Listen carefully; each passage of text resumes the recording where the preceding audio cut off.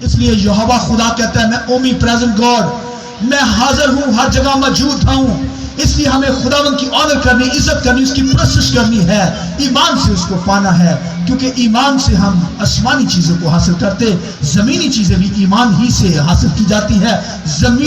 یہ جو ایمان ہے ایک ایسا میٹر ہے جس سے کائنات وجود کے اندر آتی ہے. ایمان سے مانگیے، دنیا کی ہر چیز کو مانگیے، خدا دے گا.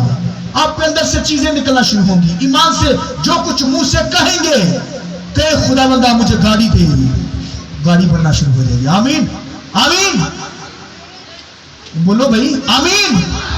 کہیے خدا مجھے گھر دے دے، ایسے بلڈنگ بننا شروع ہو جائے گی. ایمان سے خدا نے کہا ہو جا، ہونا شروع ہو گیا، بننا شروع ہو گیا.